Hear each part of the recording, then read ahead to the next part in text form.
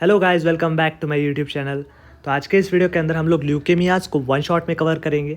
सारा ल्यूकेमियाज, acute, chronic, फिर acute myeloid, acute lymphoid, chronic myeloid, सारे सब टाइप्स इन डेप्थ आज के इस वीडियो के अंदर कवर होंगे। ठीक है, तो स्टार्टिंग विथ ल्यूकेमिया। अब शुरू करते हैं, ल्यूकेमिया होता क्या है। देखो, ल्यूकेमिया का मतलब क्या होता है। It is neoplastic proliferation of lymphoid cell, but इसका ओरिजिन क्या होना चाहिए, बोन मैरो या फिर पेरिफेरल स्मीयर। सभी को पता है कि लास्ट वीडियो में हमने लिम्फोमा पर बात की थी। तो लिम्फोमा भी क्या है, lymphoma is also neoplastic proliferation of lymphoid cell, but इसका जो ओरिजिन है, डिफरेंस कहाँ पर आता है कि लिम्फोमा का जो ओरिजिन है वो हमारे पास होता है यहाँ पर रेटिकुलो एंडोथेलियल सिस्टम, और इसमें भी प्रीडोमिनेंटली लिम्फ नोड।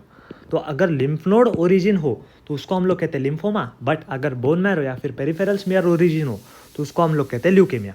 क्लियर सबको? ओके। अब देखो, आगे जाने से पहले आप सभी को मैं कुछ बेसिक्स बताना चाहता हूँ हीमेटोपोइसिस के। अब हीमेटोपोइसिस का मतलब क्या है, ब्लड सेल्स का बनना।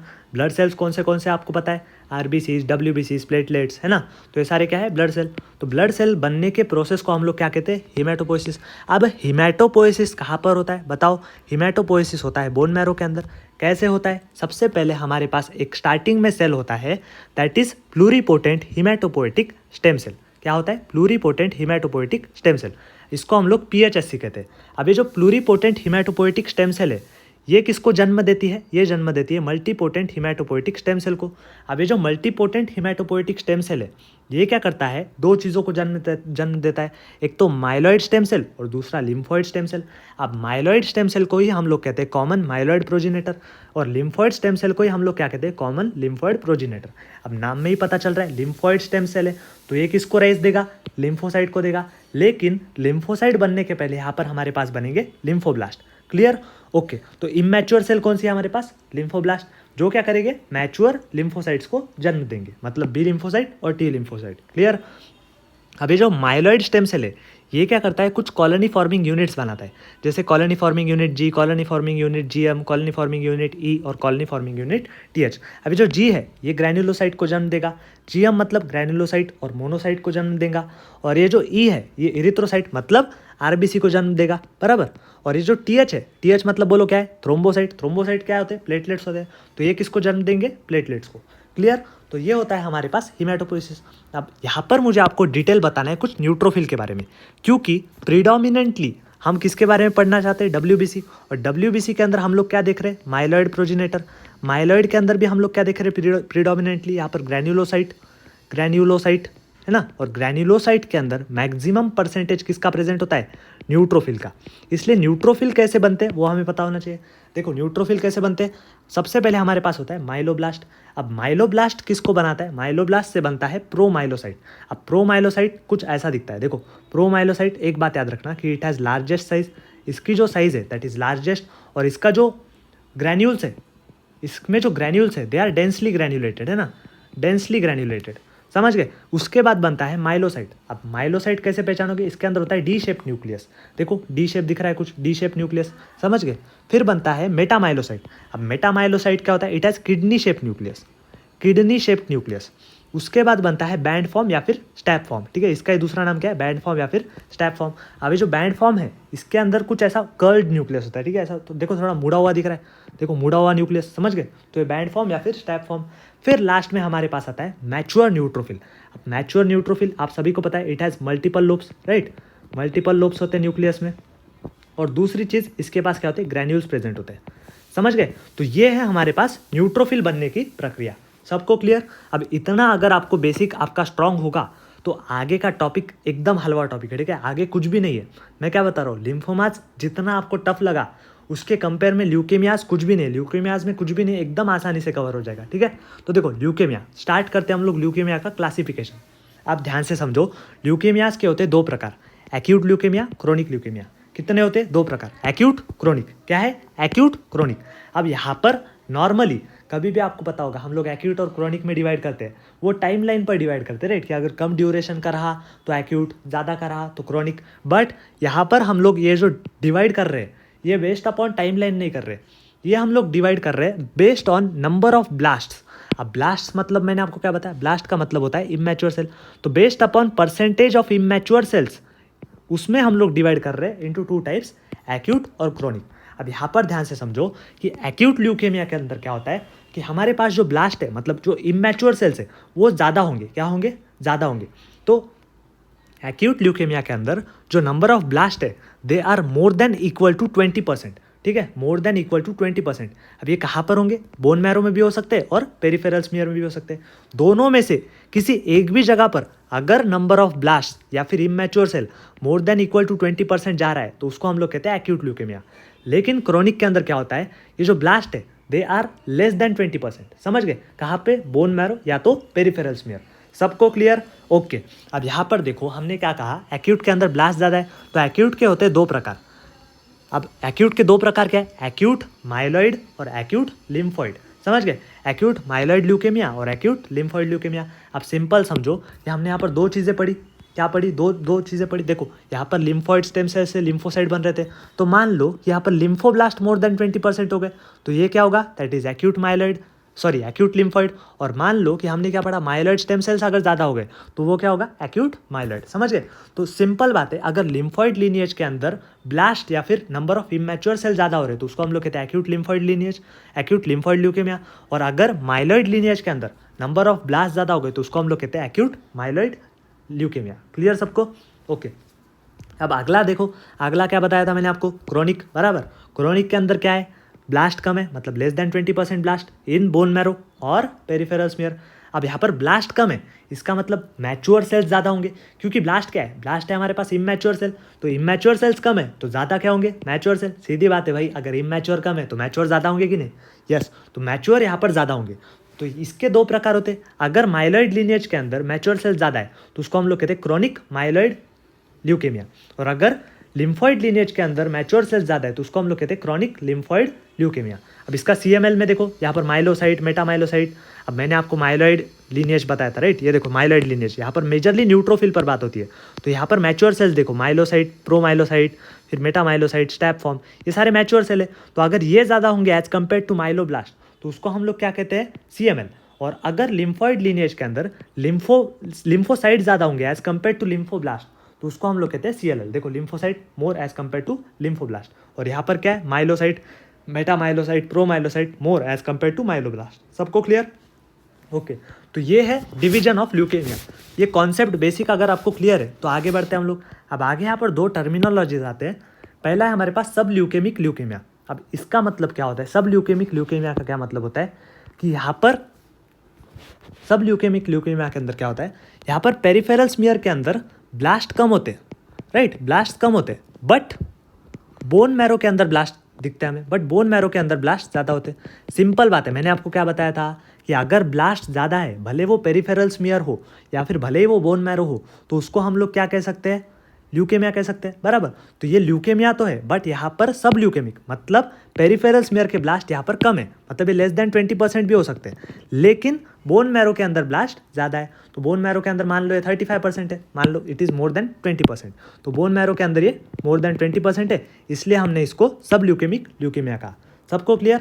ओके। अगला है अल्यूकेमिक ल्यूकेमिया। अब अल्यूकेमिक मतलब सिंपल है, यहाँ पर पेरिफेरल स्मीयर के अंदर देयर इज नो ब्लास्ट, यहाँ पर तो ब्लास्ट है ही नहीं भाई, है ना? नो ब्लास्ट, बट हमने यहाँ पर भी बोन मैरो देखा और बोन मैरो के अंदर यहाँ पर भी हमें मोर देन 20% दिखा, तो उसको हम लोग कहते हैं अल्यूकेमिक ल्यूकेमिया। सिंपल है। सब ल्यूकेमिक मतलब क्या है? पेरिफेरल स्मीयर में थोड़े कम ब्लास्ट है, जितना क्राइटेरिया है उससे कम है, बट बोन मैरो के अंदर ज़्यादा है। और यहाँ पर अल्यूकेमिक के अंदर क्या है? पेरिफेरल स्मीयर में ब्लास्ट है ही नहीं, बट बोन मैरो के अंदर ज़्यादा है। सबको क्लियर? ओके। अब यहाँ पर हम लोग स्टार्ट कर सकते हैं ALL। अब ALL का मतलब क्या है? देखो स्टार्ट कर रहे हैं हम लोग ALL से, ठीक है? बहुत आसान है, ध्यान से समझो। Starting with ALL। अब ALL का फुल फॉर्म क्या होता है बताओ? Acute lymphoid leukaemia. Clear? Acute lymphoid leukaemia. आप सभी को पता है एक्यूट का मतलब क्या है? एक एक टर्मिनोलॉजी का मतलब समझो। एक्यूट का मतलब क्या है? यहाँ पर ब्लास्ट ज़्यादा है, और ये कौन से लीनिएज वाले ब्लास्ट ज़्यादा है? यस, लिम्फॉइड लीनिएज वाले ब्लास्ट ज़्यादा है। लिम्फॉइड लीनिएज के अंदर कौन से ब्लास्ट है हमारे पास? लिम्फोब्लास्ट ज़्यादा है। तो एक्यूट के अंदर क्या ज़्यादा होंगे? सिंपल बताओ, एक्यूट के अंदर क्या ज़्यादा होंगे? लिम्फोब्लास्ट ज़्यादा होंगे। क्लियर? लिम्फोब्लास्ट ज़्यादा होंगे, सिंपल बात है। तो ये है ALL। अब देखो ALL के बारे में आपको क्या पता होना चाहिए? ALL is most common leukaemia and cancer. देखो ल्यूकेमिया भी पूछे और कैंसर भी पूछे बच्चों के अंदर मोर कॉमनली सबसे ज़्यादा मोस्ट कॉमन कौन सा है, तो एक्यूट लिम्फॉइड ल्यूकेमिया, समझ गए। तो इन चिल्ड्रन, समझ गए। अब इसके अंदर क्लिनिकल फीचर्स क्या होते हैं, चिल्ड्रन को जनरली अफेक्ट करता है लेस देन 10 ईयर्स वालों को, विथ जनरलाइज्ड लिम्फेडिनोपैथी। यहाँ पर भी बॉडी के सारे लिम्फ नोड इन्वॉल्व होते हैं, इसलिए जनरलाइज्ड लिम्फेडिनोपैथी। क्लियर। इसमें फीवर भी हो सकता है, फटीग भी हो सकता है, इकाइमोसिस, इकाइमोसिस मतलब ऐसा ब्रूज के जैसा हो सकता है, फिर पेटी के मतलब स्मॉल स्मॉल लाल लाल धब्बे आना, ठीक है। तो ये पेटी के ये सारे फीचर्स यहाँ पर देखने को मिल सकते हैं। क्लियर। अब अगली चीज़ समझो कि इसके अंदर देखो ये क्या है, इट इज़ अ ल्यूकेमिया। तो सिंपल बात है, सीबीसी के अंदर टोटल ल्यूकोसाइट काउंट यहाँ पर एलिवेटेड दिखेगा। और पेरिफेरल स्मीयर के अंदर मैंने आपको पहले ही बताया, पेरिफेरल स्मीयर के अंदर हमें क्या दिखेंगे, लिम्फोब्लास्ट दिखेंगे। अब हमें पहचानना कैसे, देखो पेरिफेरल स्मीयर में आपको अगर पहचानना है डब्ल्यूबीसी कौन से प्रकार का है, तो आप कैसे पहचानोगे, पहले हमें पहचानना है भाई ये ब्लास्ट है या साइट है। तो ब्लास्ट को कैसे पहचानोगे, ब्लास्ट की जो साइज़ है वो दुगनी या फिर तिगुनी होती है आरबीसी के साइज से। तो हमारे पास आरबीसी अगर उससे डबल साइज़ का या फिर ट्रिपल साइज़ का हमें दिख रहा है तो वो क्या होगा, ब्लास्ट है। समझ गया सर, हमें पहले समझ गया कि ब्लास्ट है। अब ब्लास्ट कौन सा है, माइलॉइड वाला है या फिर लिम्फॉइड वाला है। तो याद रखना कि जो लिम्फॉइड ब्लास्ट है, अब सीधी बात है, मैंने क्या बताया, लिम्फोसाइट के अंदर ग्रैन्यूल्स होते हैं क्या, नहीं होते। तो लिम्फॉइड ब्लास्ट जो होगा उसका जो साइटोप्लाज्म होगा वो ए ग्रैन्युलर होगा, मतलब यहाँ पर ग्रैन्यूल्स नहीं होंगे, और उसका न्यूक्लियस बाय साइटोप्लाज्मिक रेशो ज़्यादा होगा, N/C रेशो ज़्यादा होगा। और क्या होगा, डार्क एंड कंडेंस्ड क्रोमैटिन, मतलब हेट्रोक्रोमैटिन, देखो डार्क न्यूक्लियस होगा। तो ये सारे फीचर देखने को मिलते हैं हमें लिम्फोब्लास्ट के अंदर। तो इसी को हम लोग कैरेक्टरिस्टिकली कहते हैं हैंड मिरर अपीयरेंस। देखो ये हमारे पास है लिम्फोब्लास्ट, कैसे पहचानना है, ध्यान से समझो। हमें कुछ ऐसे सेल्स दिख रहे हैं हमारे पेरिफेरल स्मीयर में, पहले क्या देखोगे, ब्लास्ट है क्या, कैसे समझोगे ब्लास्ट है, कि देखो आरबीसी के डबल साइज का दिख रहा है, अप्रॉक्स है ना, डबल साइज का दिख रहा है, ओके। तो ये क्या है, ब्लास्ट है। अब ब्लास्ट के अंदर ये लिम्फॉइड का ब्लास्ट है या फिर माइलॉइड का ब्लास्ट है, तो लिम्फॉइड का है, क्यों, क्योंकि इसके अंदर देखो साइटोप्लाज्म के अंदर ग्रैन्यूल्स दिख रहे हैं, साइटोप्लाज्म है तो इसमें ग्रैन्यूल्स दिख रहे हैं क्या, नहीं दिख रहे। तो अग्रैन्युलर साइटोप्लाज्म। और क्या है, N/C, न्यूक्लियस कितना बड़ा है, देखो न्यूक्लियस बहुत बड़ा है तो N/C रेशो ज़्यादा है। और डार्क है ना, डार्क क्रोमैटिन है, हेट्रोक्रोमैटिन है। तो इससे हमने पहचान लिया कि ये क्या है हमारे पास, लिम्फॉइड ब्लास्ट। अब इसका जो अपीयरेंस है it is hand mirror appearance, ये आपको याद रखना है कि इसका जो अपीयरेंस होता है that is hand mirror type appearance. तो ये क्वेश्चन अगर आपसे पूछे कि हैंड मिरर अपीयरेंस अगर दिख रहा है तो वो क्या है, तो आप क्या बोलोगे उसको, लिम्फॉइड ब्लास्ट। क्लियर। तो हमने क्या पहचान लिया कि हमारे पास क्या है, यहाँ पर लिम्फॉइड है, राइट, लिम्फॉइड का ब्लास्ट है। तो यहाँ पर CD मार्कर्स, ये बहुत इंपॉर्टेंट है, CD मार्कर्स। आप CD मार्कर्स का खेल कैसा समझोगे, ध्यान से समझो। देखो CD के रूल्स समझो, ठीक है, CD के रूल्स है ना, CD के रूल्स समझो। अब ये रूल समझ गए तो बहुत आसान हो जाएगा। देखो CD में क्या है, हमारे पास CD34 है। एक बात याद रखो, कभी भी आपको CD34 पॉजिटिव दिखे तो ये किसके लिए पॉजिटिव होता है, स्टेम सेल के लिए पॉजिटिव। TDT अगर ये मार्कर पॉजिटिव दिखे तो वो लिम्फॉइड लीनिएज को दर्शाता है, ठीक है। और यहाँ पर B और T लिम्फोसाइट के लिए स्पेसिफिकली, B के लिए हमारे पास होता है CD1920 और T के लिए होता है CD3। अब देखो इसके CD मार्कर, सिंपल बात है, मुझे बताओ यहाँ पर ब्लास्ट है, मुझे बताओ ब्लास्ट इन द सेंस यहाँ पर इमैच्योर सेल्स है।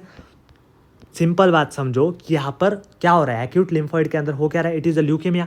ल्यूकेमिया मतलब क्या है, यहाँ पर स्टेम सेल्स का प्रोलिफरेशन है। अब स्टेम सेल्स किसके लिए पॉजिटिव है, 34 के लिए, राइट। तो ALL will be positive for 34, बराबर। TDT के लिए क्यों पॉजिटिव है, क्योंकि यहाँ पर लिम्फॉइड लीनिएज को दर्शाता है, बराबर। तो लिम्फॉइड लीनिएज के अंदर TDT इज पॉजिटिव। फिर अगर यहाँ पर B लिम्फोसाइट हुई, राइट, B लिम्फोसाइट के लिए रहा तो CD1930 पॉजिटिव होता है और T लिम्फोसाइट वाले के लिए CD3 पॉजिटिव होता है। सिंपल है, ओके। अगला है हमारे पास PAS10, PAS10। अब ये जो PAS10 होता है ये क्या करता है, आपको मैं बात बताता हूँ कि ये जो है PAS10 ये किसको स्टेन करता है, एक बात याद रखो, it stains glycogen, it stains glycogen. आप सिंपल ये बात समझो कि ग्लाइकोजन का क्या होता है। अब मुझे बताओ, ये जो लिम्फॉइड ब्लास्ट है ये इमैच्योर है, ब्लास्ट है, तो इसको ज़्यादा कुछ काम करना आता है, नहीं आता। तो इसके अंदर जो ग्लूकोज है वो स्टोर कर देता है in the form of glycogen, जिस वजह से ये ग्लाइकोजन को ये PAS10 पॉजिटिवली स्टेन करेगा। सिंपल बात है। तो देखो ये जो है पॉजिटिविटी दिख रही है, मतलब ये PAS10 पॉजिटिव है। अब यहाँ पर PS के अंदर हमें डॉट लाइक, देखो डॉट लाइक और ब्लॉक लाइक पॉजिटिविटी दिखती है, समझ गए। तो ये PAS10, समझ गए। तो CD मार्कर्स क्या है, CD34, TDT, CD1920 और CD3। और PAS10 के अंदर हमें क्या दिख रहा है, डॉट लाइक या फिर block like positivity. Clear, okay. अगली चीज़ ये समझो कि यहाँ पर हमारे पास दो प्रकार है हमारे ALL के। कितने प्रकार है, दो प्रकार है। पहला क्या है, BALL। क्या है, BALL। सिंपल है, देखो बहुत आसान है, क्या है, BALL। अब सिंपल है, B लिम्फोसाइट की वजह से अगर ALL हो रहा है तो उसको हम लोग क्या कहते हैं, BAL। और T लिम्फोसाइट की वजह से हो रहा है तो TALL। अब इसके मार्कर्स आप ही बताओ। पहले तो मुझे बताओ कि ये स्टेम सेल्स के लिए पॉजिटिव होगा, तो CD34 दोनों के अंदर पॉजिटिव होगा। दूसरी चीज़ TDT के लिए दोनों पॉजिटिव होगा, क्यों? क्योंकि यहाँ पर लिम्फॉइड लिनिएज को दर्शाता है। और फिर 1920 स्पेसिफिकली फॉर बी लिम्फोसाइट और 3 फॉर टी लिम्फोसाइट। क्लियर? एक बात समझो कि ये जो BALL है, इसको मैं शॉर्टली बी कहूँगा, है ना, बी कहूँगा। तो ये जो बी है इट इज़ मोस्ट कॉमन, ठीक है, 85% केस में ये हमें बी वाला दिखता है। ये जो टी वाला है इतना कॉमन नहीं है। तो ये जो बी वाला है इसका जो है इट हैज़ गुड प्रोग्नोसिस, और ये टी वाला है इसका वर्स प्रोग्नोसिस है। दोनों के अंदर टोटल ल्यूकोसाइट काउंट इंक्रीज होता है, लेकिन टी वाले के अंदर it is around 1 to 4 lakh, बहुत ज़्यादा बढ़ रहा है। और इन बी वाले के अंदर हमारे पास 50K के आसपास दिखता है, समझ गए। और टी वाले के अंदर एक बात याद रखना, मीडियास्टिनल वाइडनिंग हमें देखने को मिलती है। ये एक डिफरेंशिएटिंग पॉइंट है, टी वाले के अंदर हमें मीडियास्टिनल वाइडनिंग देखने को मिलती है। और म्यूटेशन याद रखना कि म्यूटेशन इसके अंदर PAX5 जीन का हो सकता है, और इसके अंदर म्यूटेशन होता है नट जीन का, समझ गए। तो ये जीन्स थोड़े याद रख लो। और एक बात याद रखो कि अगर हम लोग टी वाले के अंदर अगर हम लोग कीमोथेरेपी दे तो यहाँ पर ट्यूमर लाइसिस सिंड्रोम यहाँ पर हो सकता है, समझ गए। Okay, so this are types of हमारे एक्यूट लिम्फॉइड ल्यूकेमिया। अब एक बात समझो, ये इंपॉर्टेंट है। अब प्रोग्नोस्टिक फीचर, अब प्रोग्नोस्टिक फीचर क्या होता है? हमारे पास दो प्रकार के हो सकते हैं, पुअर और गुड। तो कौन से कंडीशंस के अंदर पुअर प्रोग्नोसिस होगा? सिंपल बात है, अगर एज लेस देन 2 ईयर्स हो या फिर मोर देन 10 ईयर्स हो तो प्रोग्नोसिस इतना अच्छा होगा क्या? नहीं होगा। फिर मेन के अंदर यहाँ पर प्रोग्नोसिस इतना अच्छा नहीं होता। अब क्यों नहीं होता? क्योंकि होता क्या है, मेन के अंदर एक बात समझो कि टेस्टिस को इन्वॉल्व करता है। किसको इन्वॉल्व करता है? टेस्टिस को। अब सिंपल फिनोमेना समझो, होता क्या है, देखो मेन के अंदर ये टेस्टिस को इन्वॉल्व करता है, तो जिस वजह से क्या होता है, और किसके अंदर, अगर ये CNS को इन्वॉल्व कर रहा है तो बैड प्रोग्नोसिस होता है। अब होता क्या है, आप सभी को पता है, ब्रेन के अंदर ब्लड ब्रेन बैरियर होता है, टेस्टिस के अंदर ब्लड टेस्टिस बैरियर होता है, तो बैरियर्स प्रेजेंट है ना। तो इन बैरियर्स की वजह से क्या होता है, ये जो हमारे जो इमैच्योर सेल्स है ये ब्लड और टेस्टिस के अंदर एक्यूमुलेट हो जाते हैं, जम जाते हैं। तो जिस वजह से अगर हमने कीमोथेरेपी दी तो पेरिफेरल स्मीयर के अंदर वाले सारे के सारे सेल्स क्लियर हो जाएंगे, बट ये जो स्टोर वाले हैं हमारे पास इमैच्योर सेल, स्टोर मतलब कहाँ पे, एक तो हमारे ब्रेन के अंदर, फिर टेस्टिस के अंदर, ये फिर पेरिफेरल स्मीयर में आ जाएंगे, बराबर। तो इस वजह से मेन के अंदर क्योंकि टेस्टिस इन्वॉल्व हो रहा है तो इस वजह से, और ब्रेन इन्वॉल्व हो रहा है इस वजह से यहाँ पर बैड प्रोग्नोसिस। फिर और एक चीज़ TLL, मैंने आपको अभी बताया, टी वाला जो है उसका जो है वर्स्ट प्रोग्नोसिस है एज कम्पेयर टू बी वाला, समझ गए। अगली चीज़ जेनेटिक्स समझो। अब जेनेटिक्स में दो चीज़ें हमारे पास, पहला है ट्रांसलोकेशन 922 है। अब एक बात समझो, जब भी ट्रांसलोकेशन 922 होता है तब फ्यूजन प्रोडक्ट बनता है 190 किलो डाल्टन का। तो ये जो होता है 190 किलो डाल्टन का फ्यूजन प्रोडक्ट, तो ये जो है पावरफुल टायरोसिन काइनेज की एक्टिविटी कराता है, जिस वजह से डिवीजन ट्यूमर का बहुत ज़्यादा बढ़ता है। जिस वजह से अगर ट्रांसलोकेशन 922 रहा तो वो पुअर प्रोग्नोसिस की निशानी है। और अगर ट्रांसलोकेशन 11Q और 23 रहा, ये इंपॉर्टेंट है, 11Q और 23, तो एक बात समझो, ये MLL जीन को कोड करता है। किसको? MLL जीन को। अभी जो MLL जीन है ये कीमो रेजिस्टेंट होती है। तो मान लो कि अगर हमने इसको कीमोथेरेपी दी, लेकिन ये क्या हो रहा है, कीमो रेजिस्टेंट हो रहा है, जिस वजह से यहाँ पर क्या होगा, अच्छा प्रोग्नोसिस नहीं होगा, समझ गए। ओके, तो ये सारे पॉइंट है पुअर प्रोग्नोसिस के। और यहाँ पर गुड प्रोग्नोसिस का एक पॉइंट क्या है, हाइपर डिप्लॉइडी। अब हाइपर डिप्लॉइडी का मतलब क्या होता है कि मान लो कोई हमारे पास सेल है जिसके अंदर मोर देन 50 क्रोमोसोम है, तो इसको हम लोग कहते हैं हाइपर डिप्लॉइडी। मुझे बताओ, अगर इतने क्रोमोसोम एक सेल के अंदर होंगे तो वो स्टेबल रहेगा कि अनस्टेबल रहेगा? अनस्टेबल रहेगा। तो वो अनस्टेबल रहने की वजह से हम उसको कीमोथेरेपी देंगे, उसको मारने की कोशिश करेंगे तो आसानी से मर जाएगा। इस वजह से कीमोथेरेपी अच्छे से काम करेगी। इस वजह से हाइपर डिप्लॉइडी अगर रहा तो गुड प्रोग्नोसिस, समझ गए। So this is all about acute lymphoid leukemia. I hope it is crystal clear to you guys, समझ गए। अब अगला टॉपिक है हमारे पास एक्यूट माइलॉइड ल्यूकेमिया। अब देखो, हमने क्या लिम्फॉइड लीनिएज के अंदर पढ़ा, अब हम लोग पढ़ते हैं एक्यूट माइलॉइड ल्यूकेमिया। सिंपल चीज़ों रखो, देखो सिंपल हिस्ट्री के अंदर इसमें भी फीवर, इकाइमोसिस, फटीग देखने को मिलता है। इसका ओरिजिन क्या होगा बताओ? इसका ओरिजिन होगा माइलॉइड स्टेम सेल। उसमें क्या था बताओ? कॉमन लिम्फॉइड प्रोजेनेटर था, बराबर। तो ओरिजिन में डिफरेंस है।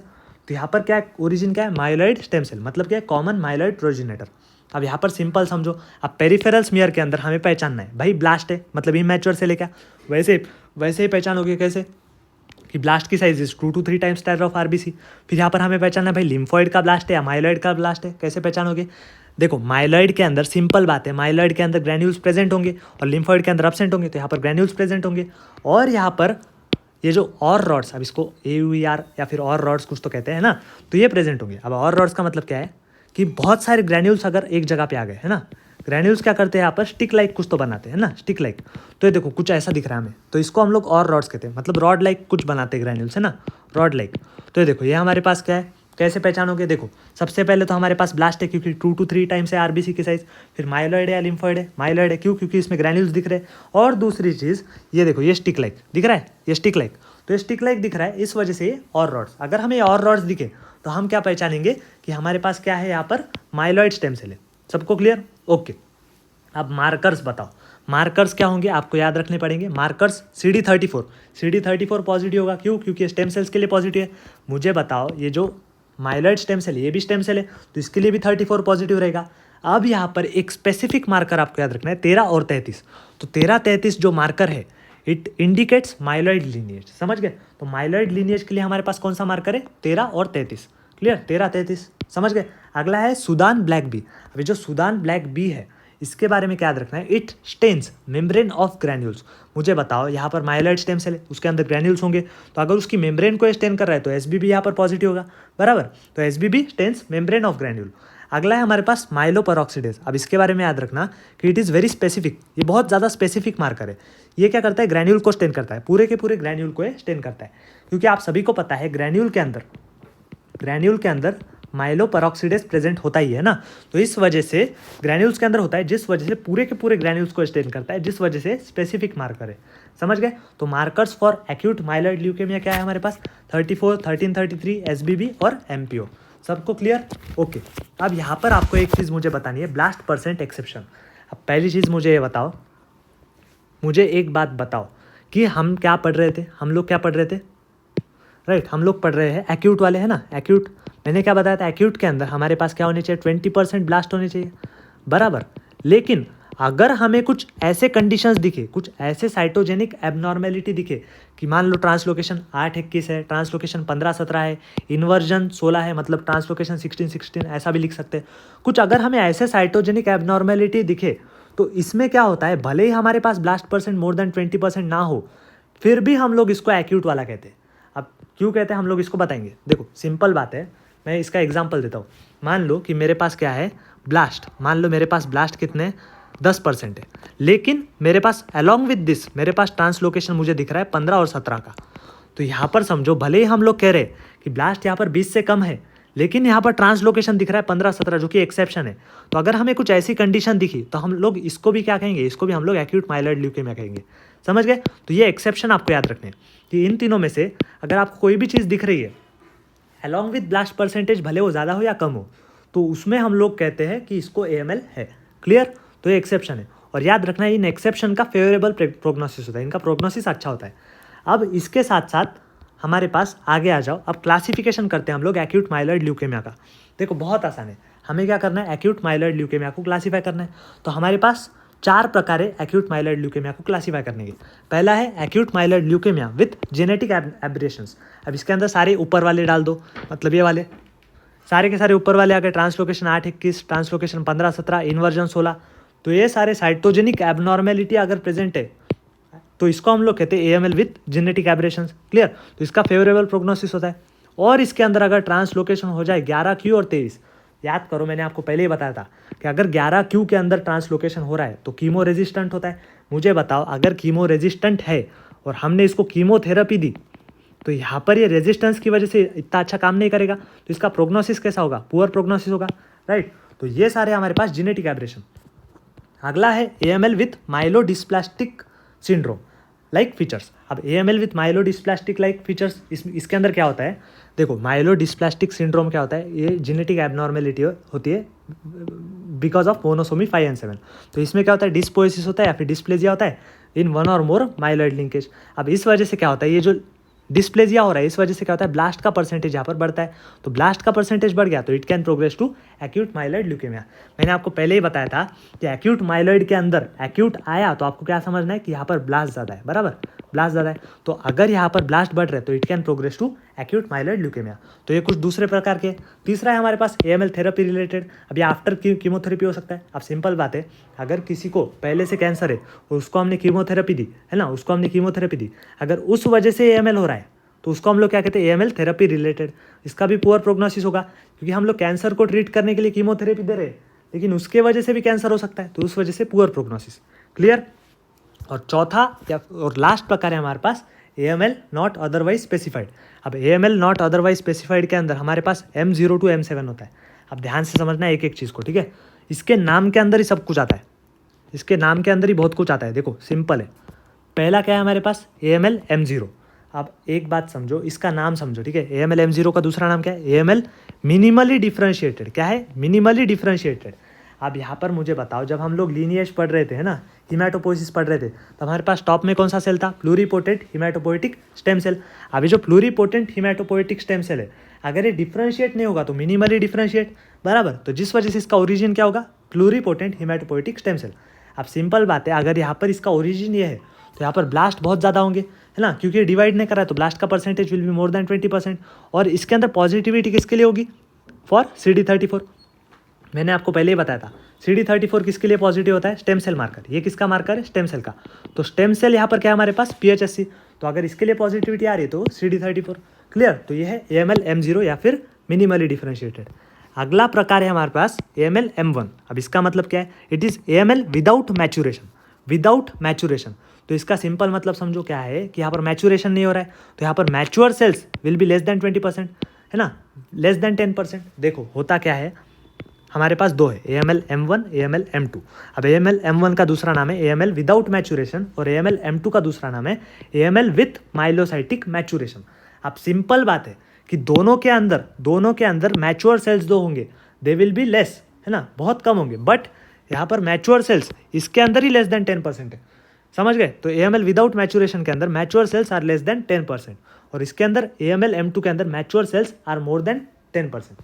तो ये डिफरेंस है। अब AML M2 it is the most common subtype, ये आपको याद रखना है, it is most common subtype. अब यहाँ पर मैंने आपको क्या बताया, AML M1 के अंदर मैचुरेशन नहीं है ना, तो जिस वजह से मैच्योर सेल लेस देन 10% है। तो मैच्योर सेल्स कौन से हैं हमारे पास? Promyelocyte, metamyelocyte, myelocyte, band form और न्यूट्रोफिल। तो they togetherly are less than 10%। Clear? और इसके अंदर they will be more than 10%। तो यहाँ पर मुझे बताओ, अगर मैच्योर सेल लेस देन 10% है तो ब्लास्ट जो होंगे, मतलब इमैच्योर वाले, will be very much high, मतलब 90 के आसपास होंगे। और यहाँ पर जो ब्लास्ट परसेंटेज होगा था, it will be 20 to 90%। Clear सबको? ओके। तो ये दो प्रकार हो गए। अगला है AML M3। अब ये बहुत बढ़िया चीज़ है। देखो AML M3 का दूसरा नाम है APML। इसका नाम समझो, इसका नाम है एक्यूट प्रोमाइलोसाइटिक ल्यूकेमिया। क्या नाम है इसका? Acute promyelocytic leukaemia. अब इसका ओरिजिन इसके नाम में आता है। इसका ओरिजिन क्या है? प्रोमाइलोसाइट। अब प्रोमाइलोसाइट है ना, तो यहाँ पर साइट है, बराबर, साइट है।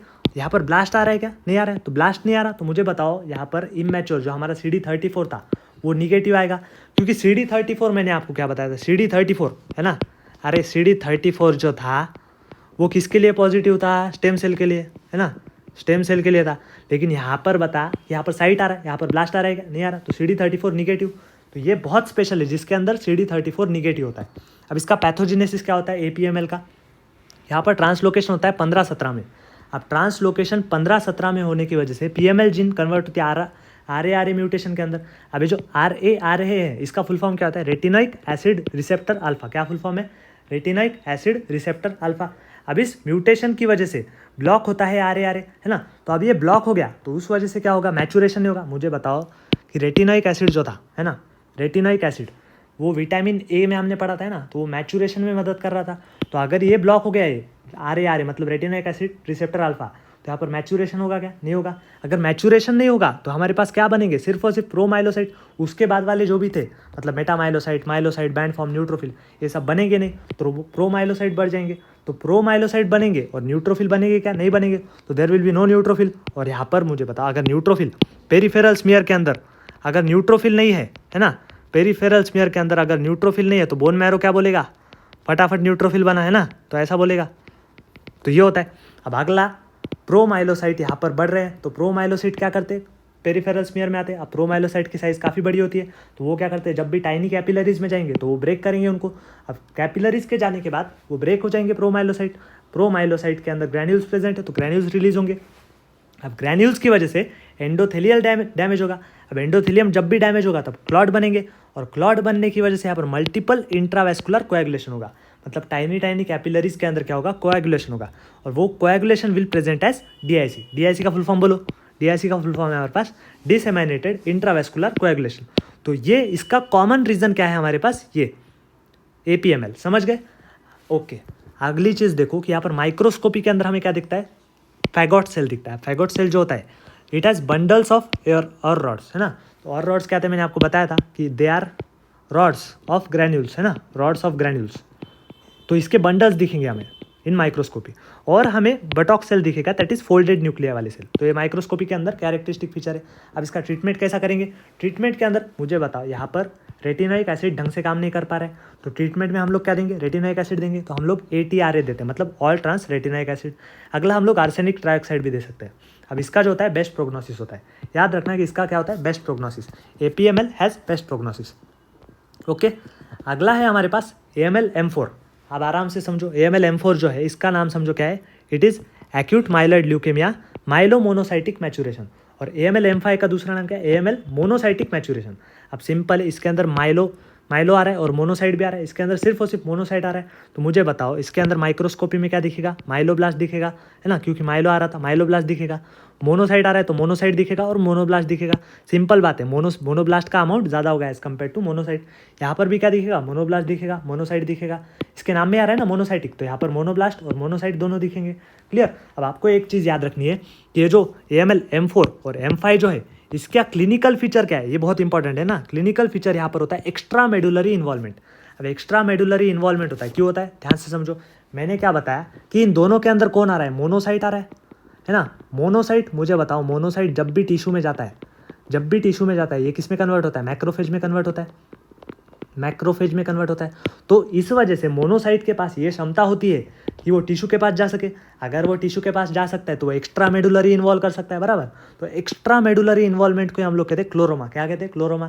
तो इसमें क्या हो सकता है, अगर स्किन को इन्वॉल्व कर रहा है ना, अगर स्किन को इन्वॉल्व कर रहा है तो इसको हम लोग कहते हैं ल्यूकेमिया क्यूटिस, है ना। अगला है leukemia with gum hyperplasia, gums को इन्वॉल्व कर रहा है। और क्या हो सकता है, प्रोप्टोसिस, मतलब प्रोट्रूजन ऑफ आईबॉल्स, तो ये हो सकता है, तो प्रोप्टोसिस। क्लियर। तो ये सारी चीज़ होती है क्लोरोमा के अंदर, समझ गए। तो extra medullary involvement is seen in case of AML M4 and AML M5। Clear. अब इसके मार्कर्स क्या होते हैं आपको याद रखने, इसके मार्कर्स क्या होते हैं हमारे पास, 11 CD11 CD14 और NSE का फुल फॉर्म याद करेंगे, नॉन स्पेसिफिक ईस्टरेज। तो ये किसके मार्कर्स हैं हमारे पास, हमारे AML M4 और AML M5 के, समझ गए। ओके, अगली चीज़ है AML M6। अब लास्ट दो बचे, AML M6।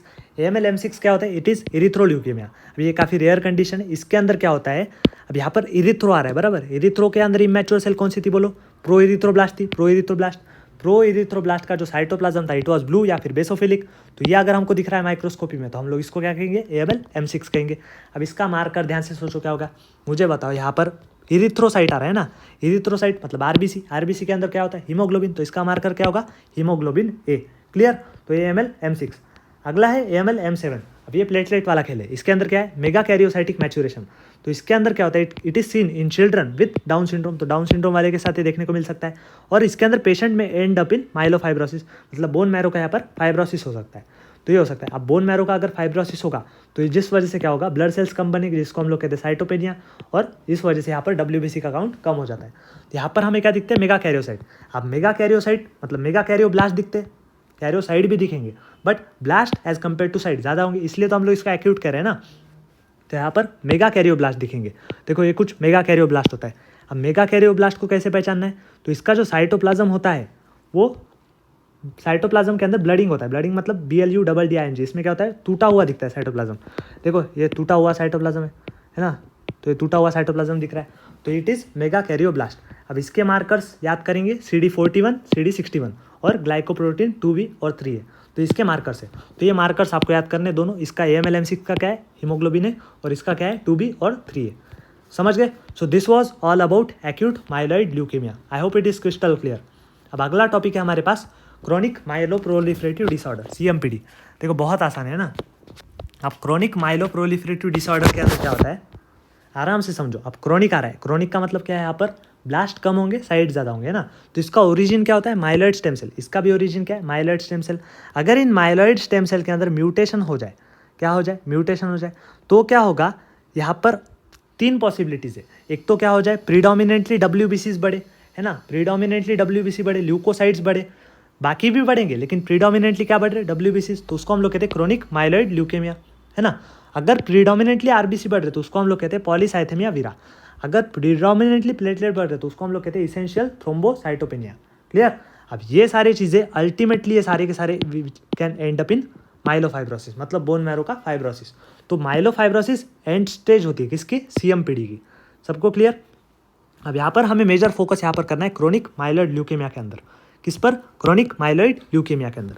अब देखो क्रोनिक माइलॉइड ल्यूकेमिया बहुत सिंपल है, इसका ओरिजिन याद करेंगे क्या है, माइलॉइड स्टेम सेल का म्यूटेशन हो गया, तो यहाँ पर ट्रांसलोकेशन 922 हो सकता है, जिस वजह से यहाँ पर बीसीआर जो है प्रोटोऑन्कोजिन वो एबीएल के अंदर कन्वर्ट हो सकती है।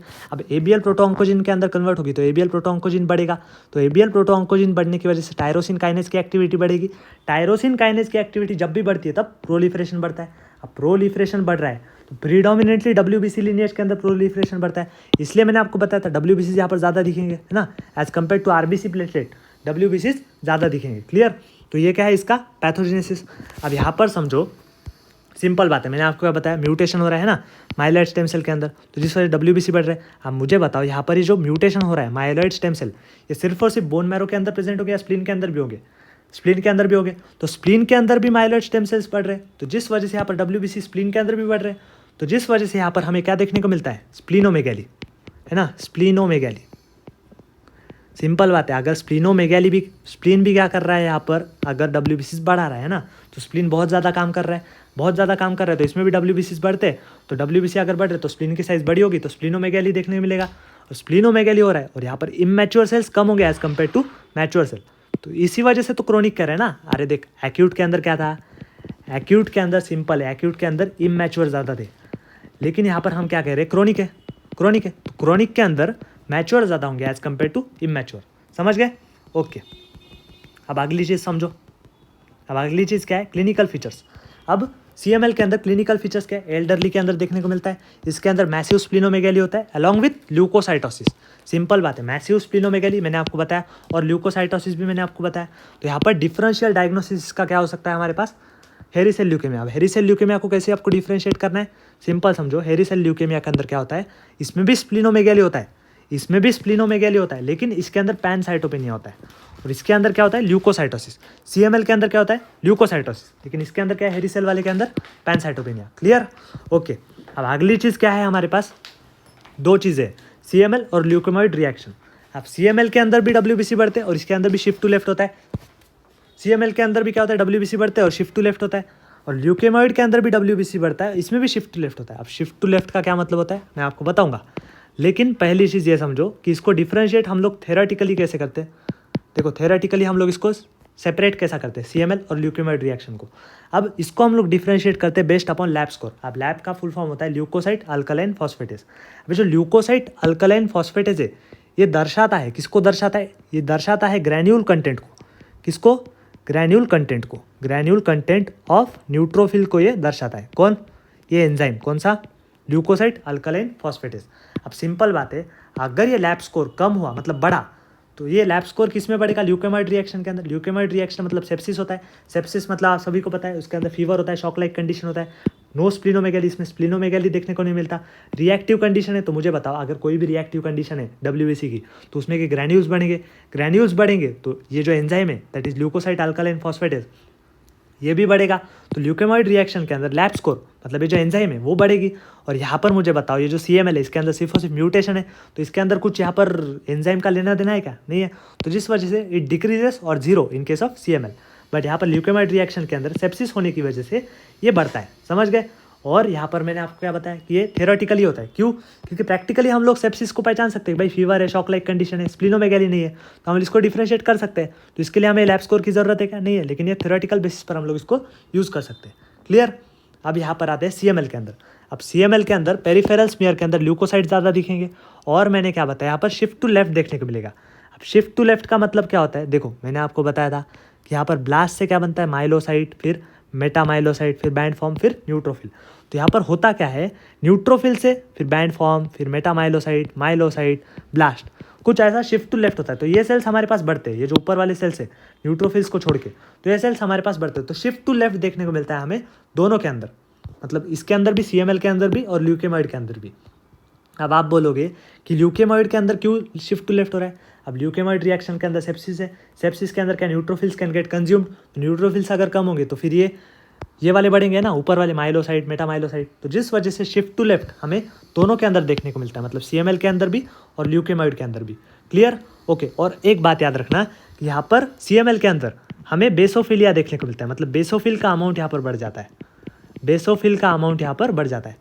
बेसोफिल नॉर्मली बहुत कम होता है, लेकिन अगर ये बढ़ रहा है तो it is characteristic feature which is present in case of CML। Clear सबको? तो बेसोफिल किस में बढ़ता है? CML के अंदर। तो एक चीज़ याद रखना। ओके, अब अगली बात है, अब हमने क्या देखा, पेरिफेरल स्मीयर के अंदर हमें ये फाइंडिंग्स दिखे। उसके बाद हम लोग जेनेटिकली भी प्रूव कर सकते हैं। जेनेटिकली कैसा प्रूव कर सकते हैं? हमने पहले ही कहा था इसमें क्या हो रहा है, ट्रांसलोकेशन 9/22 हो रहा है ना। तो ट्रांसलोकेशन 9/22 हो रहा है, इसको हम लोग प्रूव कर सकते हैं दो मेथड से, एक तो फिश और PCR और कैरियोटाइपिंग से। अब जो फिश है इसका फुल फॉर्म क्या होता है, मैं आपको बता रहा हूँ। इसका फुल फॉर्म होता है फ्लोरोसेंस इन सिटू हाइब्रिडाइजेशन। तो ये फुल फॉर्म होता है फिश का, है ना। तो इससे PCR से कैरियोटाइपिंग, ये सारे मेथड से हम लोग क्या कर सकते हैं, जेनेटिकली प्रूव कर सकते हैं। अब अगले दो चीज़ें लास्ट है, कॉम्प्लिकेशन। अब इसका कॉम्प्लिकेशन क्या हो सकता है, कॉम्प्लिकेशन ऑफ CML। अब कॉम्प्लिकेशन के अंदर 3 फेजेस आते हैं। कितने फेजेस आते हैं? 3 फेजेस। अब 3 फेजेस कौन से? पहला होता है क्रोनिक फेज। अब क्रोनिक फेज के अंदर क्या होता है, blast it is less than 10% और basophil they are less than 20%। तो अगर ये फाइंडिंग्स दिख रहे हैं तो इसको हम लोग कहते हैं क्रोनिक फेज। अगला एक्सेलरेटेड फेज, इसके अंदर क्या होता है, ब्लास्ट यहाँ पर 10 से 19% होता है। देखो 10 से 19 है, यहाँ पर मोर देन 20 हो रहा है क्या, ब्लास्ट नहीं हो रहा। अगर मोर देन 20 होता तो वो एक्यूट में चला जाता, लेकिन हम लोग क्रोनिक पढ़ रहे, तो जिस वजह से 10 से 19 लिखा मैंने ना, तो इट इज़ 10 to 19। तो ब्लास्ट अगर 10 से 19% है तो उसको हम लोग एक्सेलरेटेड कहते हैं, और basophil they are more than equal to 20%। समझ गए? अब एक बात समझो कि जो एक्सेलरेटेड फेज है इसके अंदर ट्रीटमेंट फेलियर हो सकता है। अब ट्रीटमेंट फेलियर होता है मतलब क्या होता है, देखो अब इसका मैं आपको सिंपल बता दूँ, एक शॉर्ट में समझो कि जो CML है इसके अंदर टायरोसिन काइनेज एक एंजाइम थी, मैंने आपको बताई थी टायरोसिन काइनेज। यहाँ पर देख रहे हैं, यहाँ पर बताया था ना टायरोसिन काइनेज। देख टायरोसिन काइनेज यहाँ पर बढ़ रहा था, जिस वजह से प्रोलिफरेशन हो रहा था। अगर मान लो मैंने इस टायरोसिन काइनेज को ब्लॉक कर दिया तो फिर ये CML आगे बढ़ेगा क्या? नहीं बढ़ेगा। तो हमारे पास CML के ट्रीटमेंट के अंदर एक एंजाइम है, मतलब एक ड्रग है, दैट इज़ क्या है हमारे पास, कौन सा ड्रग है, इमैटिनिब। कौन सा है? इमैटिनिब। अब ये जो ड्रग है ये देने के बाद क्या हो सकता है, ये CML रुक सकता है, क्योंकि ये इमैटिनिब क्या करता है पता है क्या, ये जो इमैटिनिब है इट इनिबिट्स टायरोसिन काइनेज। अब टायरोसिन काइनेज को इनिबिट करेगा तो इस वजह से ट्रीटमेंट में यूज़ कर सकते हैं। अब ये ट्रीटमेंट फेलियर में क्या होता है, हमने इमैटिनिब दिया लेकिन फिर भी क्या हो सकता है, spleen can be still palpable, क्योंकि ट्रीटमेंट फेलियर है ना, ट्रीटमेंट देने के बाद भी यहाँ पर ट्रीटमेंट फेलियर हो रहा है। तो यहाँ पर spleen can still be palpable और WBC count can still be elevated, या फिर प्लेटलेट भी यहाँ पर बढ़े हुए दिख सकते हैं। तो यहाँ पर मोर देन 10 लाख WBC या फिर लेस देन 1 लाख WBC, तो ये ट्रीटमेंट फेलियर है। मतलब यहाँ पर भले ही हमने यहाँ पर ड्रग दिया लेकिन फिर भी अगर हमें ये फाइंडिंग्स दिख रहे हैं, यानी कि स्प्लीन स्टिल पाल्पेबल है, WBC स्टिल ज़्यादा है, प्लेटलेट ज़्यादा है, तो हम लोग उसको कहते हैं ट्रीटमेंट फेलियर। और ये ट्रीटमेंट फेलियर कौन से फेज में दिखता है हमें, एक्सेलरेटेड फेज के अंदर। क्लियर? लास्ट है हमारे पास ब्लास्ट क्राइसिस। अब ब्लास्ट क्राइसिस मतलब सिंपल बात है, अब ब्लास्ट क्राइसिस यहाँ पर क्या होता है, it is almost equivalent to acute leukemia. अब एक्यूट ल्यूकेमिया के इक्विवेलेंट है, इसका मतलब क्या है, blast can be more than equal to 20%, या फिर इसके अंदर हमें एक्स्ट्रा मेडुलरी ब्लास्ट दिख सकता है। अब एक्स्ट्रा मेडुलरी का मतलब क्या होता है कि अगर ब्लास्ट बोन मैरो में नहीं है, बोन मैरो के बाहर जा रहा है, तो उसको हम लोग कहते हैं एक्स्ट्रा मेडुलरी। अगर हमें ब्लास्ट दिख रहा है तो उसको हम लोग कहते हैं ब्लास्ट क्राइसिस। समझ गए? So this is last test, तो दैट इज ब्लास्ट क्राइसिस। अब अगला है ट्रीटमेंट मैंने आपको पहले बताया CML का ट्रीटमेंट क्या है। CML के ट्रीटमेंट के अंदर हम लोग इमैटिनिब दे सकते हैं, इमैटिनिब टैबलेट, है ना। ये क्या करता है, मैंने पहले बताया था, इमैटिनिब क्या करता है, ये किसको ब्लॉक करता है, इट ब्लॉक्स, किसको ब्लॉक करता है, टायरोसिन काइनेज की एक्टिविटी को। तो आप सोचो कि अगर टायरोसिन काइनेज की एक्टिविटी हम लोग ब्लॉक करेंगे, यहाँ पर एक इंपॉर्टेंट कंसेप्ट है, फॉलोअप करने के लिए हमें PCR करना पड़ता है। अब क्यों करना पड़ता है, ध्यान से समझो। होता क्या है, मान लो कि हमने इमैटिनिब टैबलेट दी पेशेंट को, तो अब क्या होगा, BCR ABL ट्रांसक्रिप्ट कम बनेंगे, बराबर। टैबलेट दिया, BCR ABL ट्रांसक्रिप्ट कम बने, ये कम होते जाएंगे। जैसे हम लोग टैबलेट देंगे तो ये ट्रांसक्रिप्ट का काउंट कम होता जाएगा। तो कुछ एक ऐसी स्टेज आएगी जब ये ट्रांसक्रिप्ट दिखेंगे ही नहीं हमें, है ना।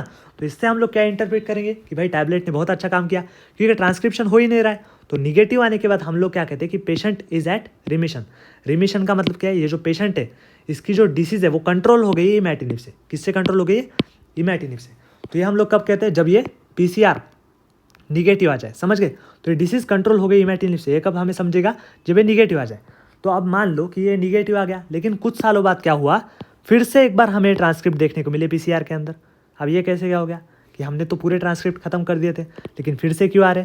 सिंपल बात है, अगर किसी पेशेंट को इमैटिनिब का रेजिस्टेंस आ गया है ना, इमैटिनिब का रेजिस्टेंस आ गया तो फिर ये CML प्रोग्रेस करेगा, इसका मतलब फिर से एक बार BCR ABL बढ़ेगा, तो इसको हम लोग कहते हैं रिलैप्स। रिलैप्स कब होता है? रिलैप्स कब होता है? जब हमारे पास रेजिस्टेंस हो जाए, किसका? रेजिस्टेंस हो जाए इमैटिनिब का। इमैटिनिब का अगर रेजिस्टेंस हो गया तो यहाँ पर BCR ABL बढ़ेगा, सिंपल बात है। तो जिस वजह से हमें क्या करना पड़ेगा, ट्रीटमेंट के लिए दूसरे ड्रग देने पड़ेंगे। तो दूसरे ड्रग हम लोग क्या दे सकते हैं? Second line tyrosine kinase inhibitor, और उसके एग्जाम्पल क्या है? पैनाटिनिब और डेसाटिनिब। तो एग्जाम्पल है second line tyrosine kinase inhibitor के।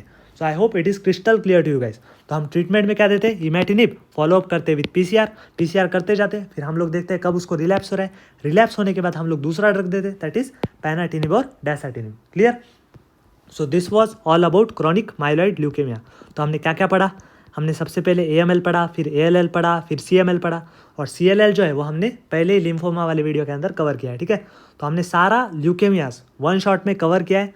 So thank you very much guys, मिलते हैं नेक्स्ट वीडियो के अंदर, तब तक के लिए ओके बाय।